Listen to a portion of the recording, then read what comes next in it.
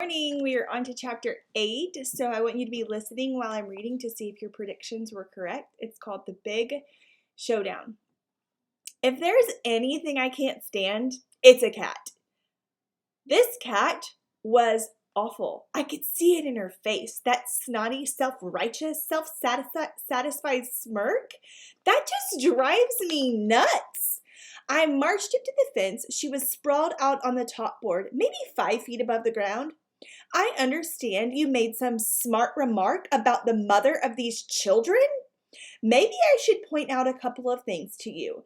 Number one, their mother is a wonderful woman. Number two, she's very sick today. Number three, she happens to be my sister. And number four, I don't like cats. And number five, if you don't take back your smart remark, you could be in very serious trouble. She yawned. Wait a minute, would you? She leaned over the other side of the fence and called someone. 3 homely little kittens crawled up beside her. I want the kids to hear this. Children, these are dogs. Remember our little talk about dogs? The ugly one is full grown and the others are pups. I want you to pay close attention, she turned back to me. Would you repeat what you just said? All that number 1, number 2 stuff? You bet. Your little urchins might learn something. I repeated it. And number 5, if you don't take back your smart remark, you could be in very serious trouble. The cat turned to her children. I said their mama wears combat boots. The kittens laughed and squealed. And the big yuck didn't like it. They laughed some more. And big yuck wants to make something of it. Oh, they thought that was hilarious. You got that right, sister. I'll try to keep control of my temper, but if you keep talking trash like that, I can't be responsible for my actions. The old bag turned to her kids again. Now, children, remember what I said about dogs, how they're not very smart? Here is a perfect example. As long as we're on the fence and he's on the ground, we can do anything and say anything that we wish. I turned to my bunch. Kids, we might as well add this to your education, so study your lessons and pay attention. Here we have a dumb cat teaching her kittens how to be dumb. The old lady thinks she's safe on that fence, which means she's never dealt with a cow dog before. You see the shape of the head? The mother cat went on. You'll notice how crude it is. That's a mark of the breed. It's common knowledge, I went on. That's tearing down entire fences, even stout ones. It's just part of a day's work for a cow dog. I mean, reducing a fence like that one to a pile of splinters is nothing special to your Uncle Hank. And you'll notice, the cat said, how dogs like to brag and boast. You'll notice, kids, that very seldom get anywhere talking to a cat. They've got a smart alecky streak that begins at the base of the skull and runs all the way to the tail. And now children will have an exercise in dogs. And now kids, we'll give Big Mama one last chance to repent. I turned to the old lady. You want to take back what you said about my sister and the mother of these lovely children? Kittens, sing along with me to the tune of America the Beautiful. Ready? 1, 2, 3. Your mama wears old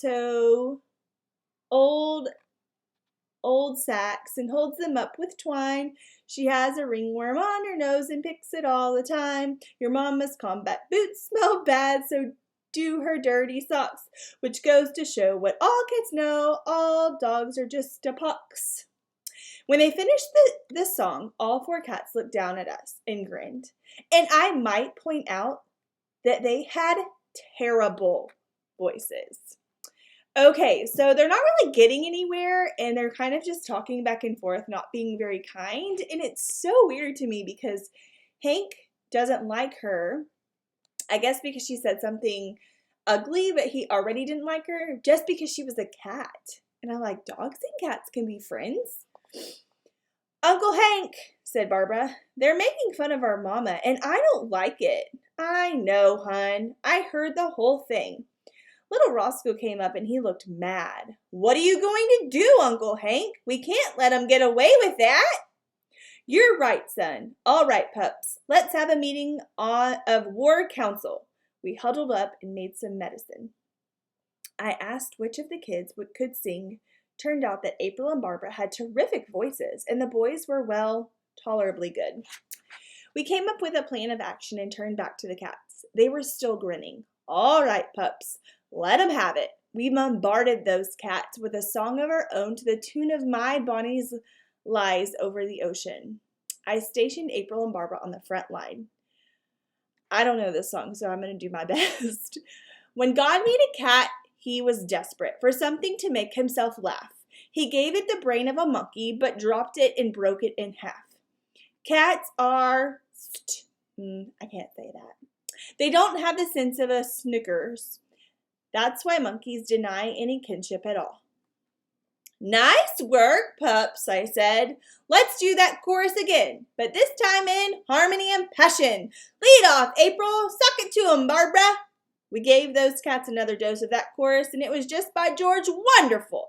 When we finished, the cats weren't laughing or grinning anymore. Big Mama had a sour look on her face. "That was the worst singing I've ever heard," she yowled. Kittens, that was a typical performance from a group of low-class, poorly bred garbage dogs. Garbage dogs? Now wait a minute. The dog that eats garbage thinks garbage. That's one of the laws of science. You're fixing to learn some other laws of science if you don't watch it. They're crude, rude, and socially unacceptable. And about half dangerous? You forgot that one. And since they have no talent, no poetic gifts, no reasoning, what they do best is just bark. "Oh, yeah?" She wrinkled her nose at me. "Yeah." "Oh, yeah?" "Yeah." "Well, I've got news for you, lady. There's more talent in one of these cowdog pups than in a whole trainload of cats." "Very well," she said. "We'll just see about that." She turned to her urchins. "All right, kittens, on the count of 3, we shall hiss. 1, 2, 3. They all humped up their backs and started hissing. "Okay, that does it. Pups, this is war. We're not wasting our time on a bunch of alley cats. Form a line and stand by for growling." The kids got into position and waited for the command. "Ready on the left, ready on the right, aim and growl." We let them have it. Some of the best growling I've ever heard. The kids did a terrific job, and I was so proud of them. Old Mama Cat didn't like that even a little bit. "All right, kittens, you've heard the enemy." Oh, you can't see the cat on the top. Okay, so I'm going to have you describe the character traits of the dog and the cat at the end. So be paying close attention to their horrible actions. They are not being very kind to one another.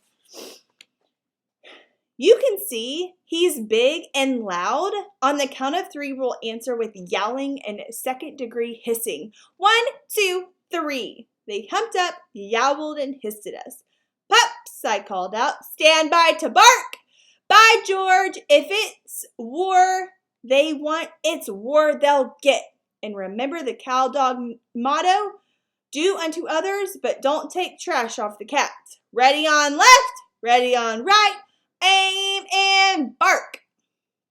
Boy, you never heard such barking. Them kids just ruptured the air, whatever it is. Just set up a thunderous barkage of barking. It was a nice piece of work. Old Lady Cat was getting madder and madder. "Very well, kittens, we shall have to give them the maximum load.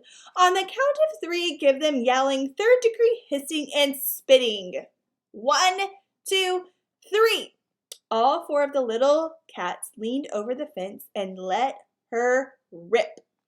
Ordinarily, I can control myself in the face of yowling and hissing, even third-degree hissing. But hey, that spitting, no, sir. No cat spits at Hank the cowdog and lives to spit another day. All right, pups. They've pushed us to the limit. This is all-out war. Prepare to attack the fence and don't bother to take prisoners.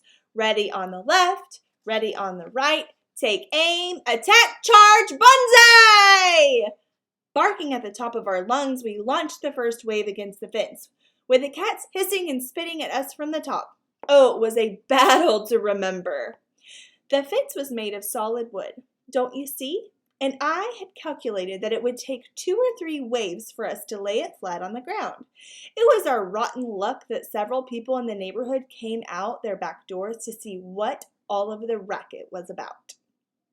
A big guy in a t-shirt came fogging out of the house that belonged to the fence we were in the process of destroying. "Joan, call the dog pound," he yelled. "We got a pack of stray dogs back here. Hi-ya! Get out of here! Get out of here, you barking dogs!" When I saw him coming and heard him mention the dog pound, I canceled the invasion and sounded the retreat. "To the house, pups! Run as fast as you can! Retreat! Retreat!" They peeled off and headed north down the alley as fast as their little legs would take them. I waited until the last pup had made his escape, and then I took up at the cats. "We'll meet again, cat, and when we do, that fence won't be worth the paper it's printed on." So Hank is always getting everybody into situations that they shouldn't be in. Don't you know why I said it that way? If you think about it, it doesn't make a lot of sense. I mean, fences aren't exactly in the heat of a battle. A guy sometimes, never mind, forget it. The old cat had a big grin on her face, looked so smug and self-satisfied. I was tempted to risk capture and death just to clean her off that fence and teach her some manners around here. "I told you we could make you bark," she said. "Yeah, and don't you ever forget it." Just then, the man in the t-shirt reached the back of the gate and filled the air with rocks and sticks. "Get out of here, you dog! Get out of here, mutt! Go on, leave my cats alone!" So there you are.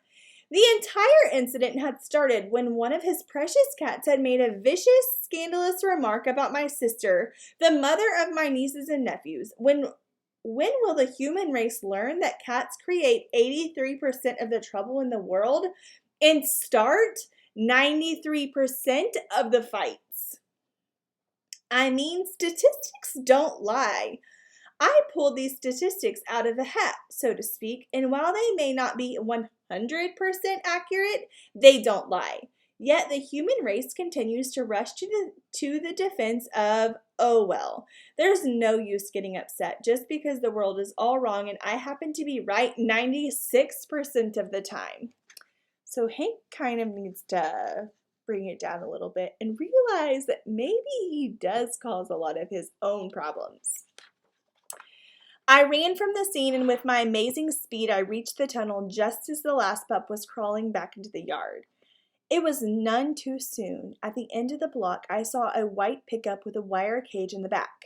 Painted on the door was a big police badge, along with the words, "City of Twitchell Dog Catcher." Dun, dun, dun.